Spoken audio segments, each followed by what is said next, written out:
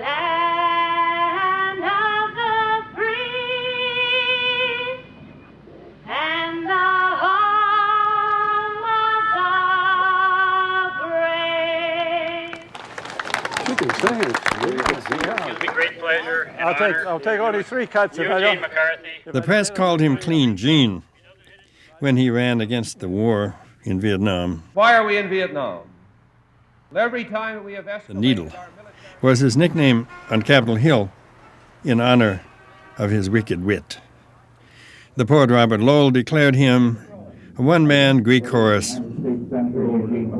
A friend says, he is Renaissance man, super squared. I'm glad you asked that question. I didn't want to. That's enough. Thank you, Gene. One more. One more you want. Oh, no, he's gone. No, that's good enough. This is a story about a politician and a poet, EUGENE McCARTHY. Your memories are good. Oh, yeah, all stuff like that.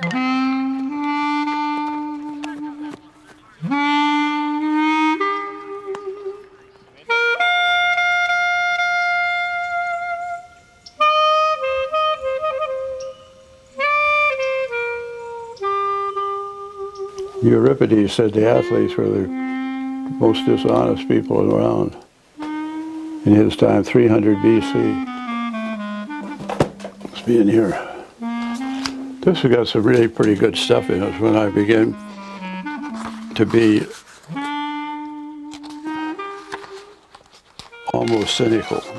McCarthy has never stopped trying to talk sense in the world. He's written 21 books. He gives speeches, talks on TV and the radio when he's called. He writes about sports, democracy, and American history. He writes and recites poems about Vietnam and courage and chickens with their heads cut off. Well, I'll do the Plymouth Rock hen because I've been told to it. There was a controversy in the Carter administration over who had jurisdiction over killing chickens. And it was a very critical issue, and there was a fight between agriculture and HEW, and I thought I'd try to help settle it. Easy adjustment anyway. And the thing about a chicken is there's a point after you cut off its head and so you don't know whether it's dead or alive. And the body may be alive, but the head is dead, or the head may be alive and the body's dead. And it creates real kind of metaphysical problems. And so I was trying to do this in prose, and I finally realized that I just had to do a poem. That was the only way. The intensity of it was such that it required poetic presentation. And this poem emerged from it. It was called The Death of the Old Plymouth Rock Hen. So it was tragic when her time came after a lifetime of laying brown eggs among the white of leghorns. Now unattracted to the rooster, laying no more eggs, faking it on other hens' nests, caught in the act, and taken to the woodpile in the winter of execution. One quick stroke of the axe, one first and last upward glance of eyes that in life had looked only down, scanning the ground for worms and seeds and for the shadow of the hawk. Now these eyes are covered by yellow lids closing slowly from the bottom up. Decapitated, she did not act like a chicken with its head cut off. No somersaults, no pirouettes, no last indignity. Like an English queen she died. On wings that had never known flight, she flew straight into the woodpile, and there beat out slow death while her curdled voice ran out in blood. A scalding and a plucking of no purpose, no duck's down for a pillow, no goose feathers for a comforter, no quill for a pen. In the open body, no entrail message for the harrospecks.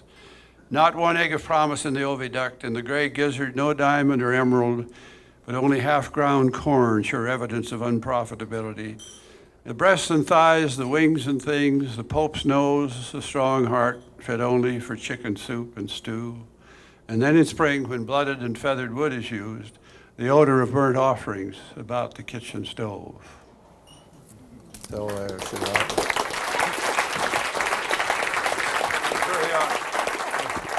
His political career was launched using the mimeograph machine at the College of St. Thomas in St. Paul, Minnesota, where he was a professor of economics and sociology. In a tough and widely regarded as unwinnable race, he was elected to the House of Representatives and went to Washington in 1949. Always a maverick, he was the first member of Congress willing to stand up and debate the anti-communist Irish bully Joe McCarthy. It was in Gene's office on Capitol Hill that an informal group of liberal representatives began to meet and talk about changing things. They became known as McCarthy's Mavericks, and their work crystallized as the Democratic Study Group.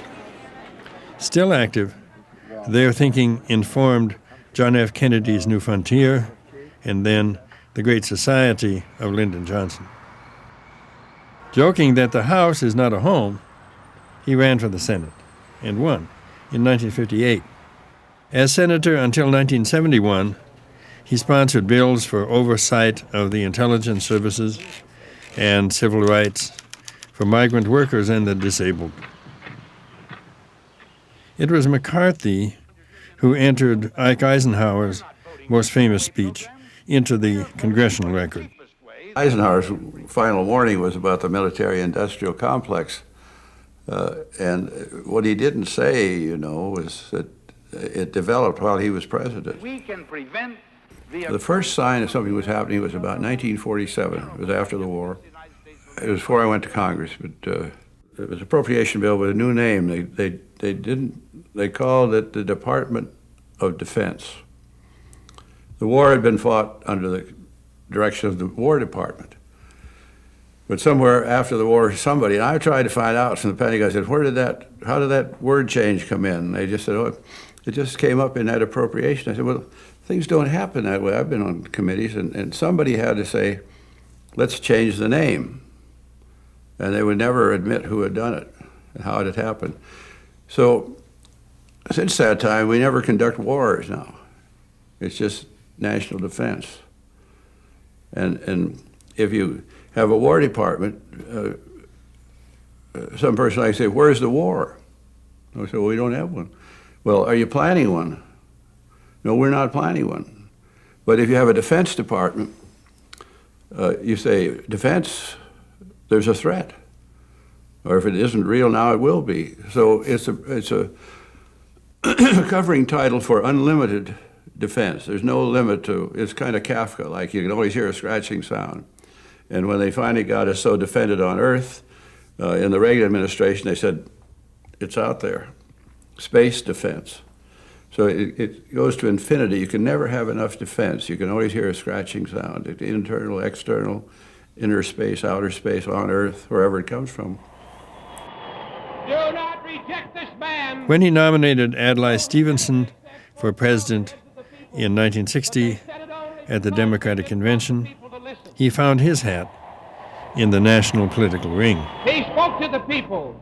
He moved their minds and stirred their hearts. And this was what was objected to. Do not, I say to you, do not leave this prophet without honor in his own party. Do not reject this man. In 1964, Lyndon Johnson considered McCarthy to be his vice president, finally tapping the other senator from Minnesota, Hubert Humphrey. McCarthy was a player, and he loved playing the game. Eugene McCarthy has been described as a great United States senator. It's not a pure world of politics. It's a world of compromise and conflicting interests. It's kind of a good game, and it's a good cause. There are important things done by politicians. And it's interesting. It was interesting to be there with Lyndon, because Lyndon was always willing to play a game, you know. And, as I say, it's like a game. Second act, like a play.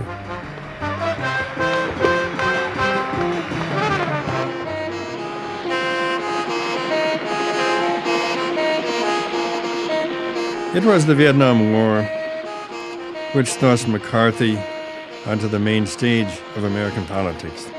Nobody would run against the war in the 1968 presidential primary, so Senator McCarthy felt called. Daughter Mary was instrumental in convincing him to run by arguing The calling of a Christian is not to judge the world, but to save it. You play with my world like it's your little toy. You put a gun in my hand. The war must end because it is not morally justifiable. The cool voice of reason in the disturbing tumult of those times. He stood to lead a constituency of conscience. It turned into a crusade. And it fits into our whole campaign thrust, namely of protecting people's rights and beyond that of setting them free. We'll continue that.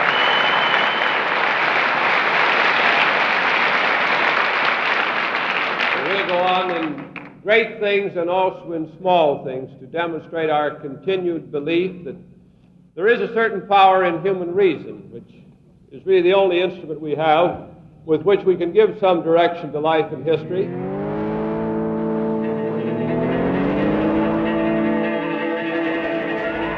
By the time the campaign reached the convention in Chicago, although he wasn't going to win the nomination, they had succeeded in making resistance to the war respectable, as well as right. Still, it was a war at home.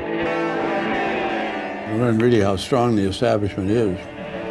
Not just the political establishment, but the business establishment. But it's still there, the press and the business community and the political institutions are all geared to the establishment. And when they're really tested, they're all militarists.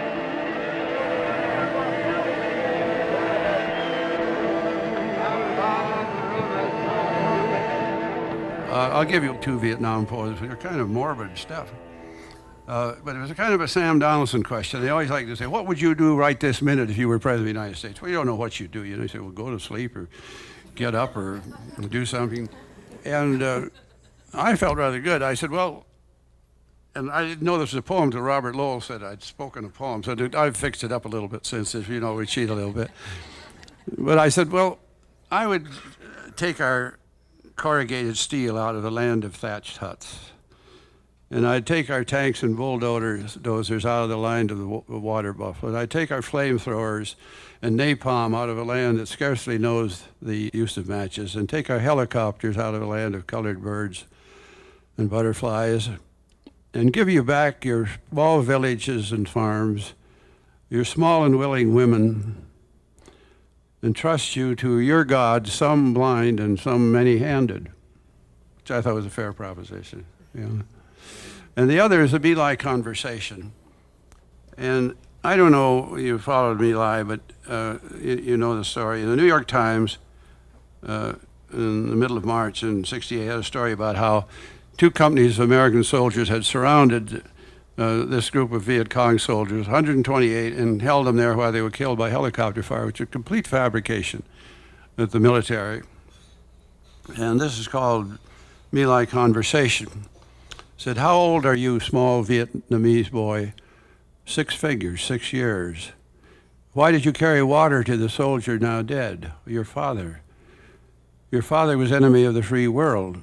Who told you to carry water to your father now dead? Your mother is also enemy of the free world. You go into the ditch with your mother. An American politician has said it's better to kill you in the elephant grass of Vietnam than in the ryegrass of the USA. It is better to die where you know the names of the trees and the birds and the grass than in a strange country. You will be number 128 in the body count for today. The high body count will make the leader of the free world very pleased. Well.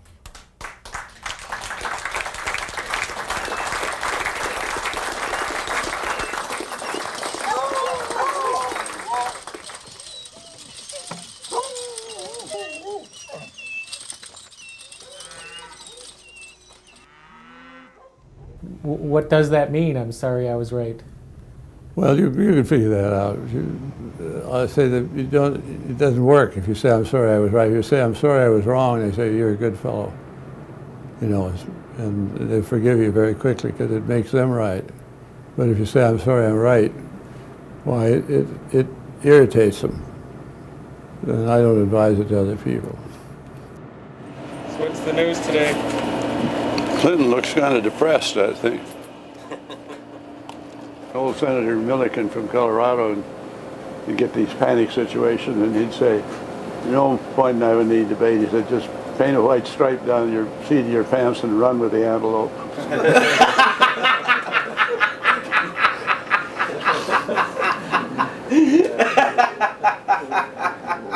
Beyond debate, all across the country, why guys like us are sitting around talking smart, telling jokes. Have a good one. All right. Hey.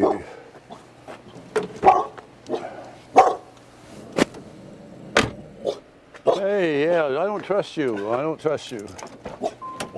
You snapped at me the other day, yeah. He never moved back to Minnesota after 1968. He keeps an apartment in Washington, D.C., but he most loves his house in the country at the foot of the Blue Ridge Mountains in Rappahannock Valley near Woodville, Virginia. I'm just a country boy, smiles the man from Watkins. His Irish father, Michael, was a horse and cattle trader. His mother, Anna, a devout German Catholic. Born in 1916, Gene was a star athlete and star student.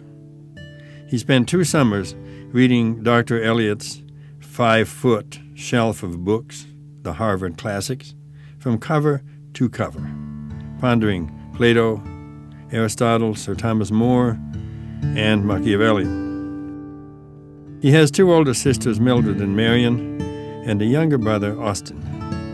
They love playing music together with Gene on the clarinet. My body through Christ our Lord, amen. Right. Father, the Son, the Holy Spirit, amen. This is the north side of the tracks here.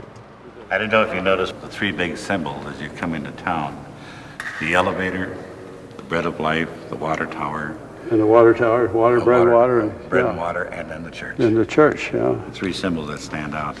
Yeah. And it's kind of a nasty idea to have an obituary written before you're dead anyway. They could protest that as a violation of the person. Why should you have to wait till after you're gone to know what they said about you, which may not count for much? But if they're going to write an obituary and put it in a file, why freedom of information, it seems to me, would lead you to the right to read what they said. You could defend yourself while you're still alive if you maybe even sue them. Whether you have to wait until after you're gone while they're home free. You know, well, you may do something significant the last day of your life, and it's gone. The obituary is filed. This was I had a child, my first child died in birth. This is my grandfather, and this is my grandmother. So, Gene, have you thought about where you're going to be buried when you go? Oh, I'm going to let you guys take care of that. St. John's or on the hillside in Virginia or here in Watkins. So it depends on where I am, I think. Ireland if I'm there. Eugene, you know me yet? No, I will if you tell me your name. I'll remember. Geislinger, Frank? Oh, you're Frank, huh? Remember we went to communion, me and you? Yeah, First communion? Sure. We're partners. Partners, were we? Yeah. Come in and have a beer. I'll buy you a beer. Right, sir. How are you? All come in anyway. But you fellows went to First Communion together, but did you ever go to confession? I went to confession to him. Here. I told him we had real confession, absolution here. 50 cents. Oh, 50 cents. That most people committed their sins in English and they confessed in German and they were absolved in Latin. Thanks, Frank. So it was all wiped out after going through 3 languages. There wasn't much left to be guilty about, was it? His wife Abigail, from whom he separated in 1968 and with whom he had 5 children, says the clearest way to see Gene is to look at his Catholic roots, especially his mother's German Catholicism. The Catholic University and Benedictine Seminary, St. John's, in Collegeville, Minnesota, is a home away from home for him. Geez, good to see you too. He finished high school and went to college here, graduating with the highest grade point average ever so far. We are proud to present you our highest honor and award, the Arma Lucis, the Armor of Light. Right, thank you very much. Then, he entered the novitiate to become a monk. He took the name Frater Conan, after an obscure Irish saint about whom next to nothing is known. Even has something good to say about Johnson. And there are some Benedictine values. I think they were instilled or whatever they did to you. The important thing is I think they didn't separate religion and secular life in any artificial way, that the two work together. They say, how did the monastery help you to be president? And I said, well, one of the mottos or slogans of the monastery was keep death daily before your eyes. And I said, presidents should do that. This is called a maple tree. Almost anybody could have written this poem if they thought about it. That maple tree that night, without a rain or wind, because its time had come, let go its leaves. They fell, brown-veined and spotted, like old hands fluttering in a blessing, upon my head and shoulders, and then down to silence at my feet. I stood and stood until the tree was bare and told no one but you that I was there. I'll give a Yeats here in honor of Senator McCarthy and his hail good health. Yep. This is Yeats. My 50th year had come and gone. I sat a solitary man in a crowded London shop, an open book, an empty cup on the marble tabletop. While on the street I gazed, my body for a moment blazed. In 20 minutes, more or less, it seemed so great my happiness that I was blessed and could bless. Right. I'm going to do it for you again now, whether you want it or not.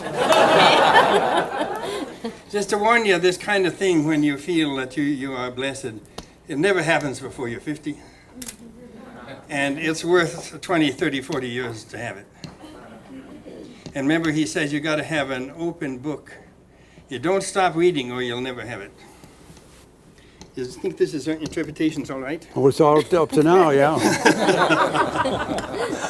My 50th year had come and gone. I sat a solitary man in a crowded London shop, an open book, an empty cup on the marble tabletop. While on the shop and street I gazed, my body for a moment blazed. In 20 minutes, more or less, it seemed so great my happiness that I was blessed and could bless. Hi, Gene. Hi, good to see you. I still remember what you did for my daughter. Well, we did a few good works along Yes, the you way. did a few good. Don't mind us, sir. You just. If he were running now, If you're trying to get rid of he'd lead a third party. He'd call for a shorter work week as a redistribution of labor and time. He proposes to pay off the debt by taxing the rich. And we need to confront the growing power of transnational corporations. I love being here with you. You're a big hero to me. I love the work you've done. Good. Okay, good luck now. What gives you hope? Well, I don't have much hope, but I haven't despaired yet. I just gotta keep trying. After 92, I was closest to. I've been kind of battling it. I figured after 92, when the control over what was really communicated was left in the hands of corporately controlled television, and the projection then becomes one of the corporate morality and corporate mentality. So you're backed up to where the kind of ultimate not controlling at the beginning is whatever is in the corporate mind. And it feeds out through the whole society until we're sort of all co-opted. I don't know how you fight your way out of it. We got one or two fights left in us. They say the last shot from the brittle bow is the truest, but I'm not, that's a poetic line. It's never been proved historically. But no one can question it. Have you written anything about what it is to grow old?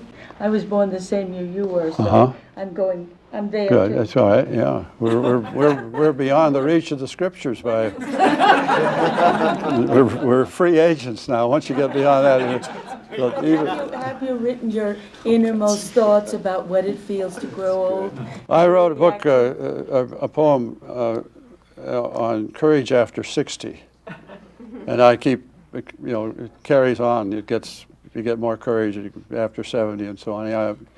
It says, now it's certain there's no magic stone to be found, and no secrets. One must go with the mind's winnowed learning, no more than a child's handhold on a willow bending over the lake, or a sumac root at the edge of the cliff. All ignorance is checked, all betrayal scratched. The coat has been hung on the peg, the cigar laid on the beveled table's edge, the cue chosen and chalked, the balls racked for the final break. All cards have been drawn, all bets called, the dice warm as blood in the hand, shaken for the final cast. The glove has been thrown on the ground, the last choice of weapons made. A book for one poem, a poem for one line, a line for one word. Broken things are powerful, but things about to break are stronger still. The last shot from the brittle bow is the truest. Is that reassuring?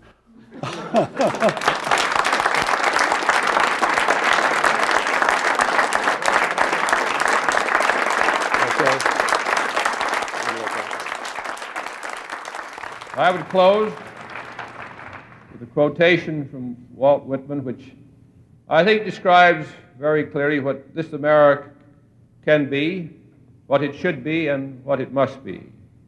And all of this that he talks of is, I think, just below the surface. And if we listen, we can with him again hear America singing. He said, poets to come, and orators to come, and singers and musicians to come. Not today, he said, is to justify me and answer what I am for, but rather for you. He said, a new brood, native, athletic, continental, greater than any before known. Speaking of us, he was. And then he said, and this must be our theme in the rest of this campaign, these words, and this my message to you. He said, arouse, arouse, for you must justify me. You must be my answer. Thank you.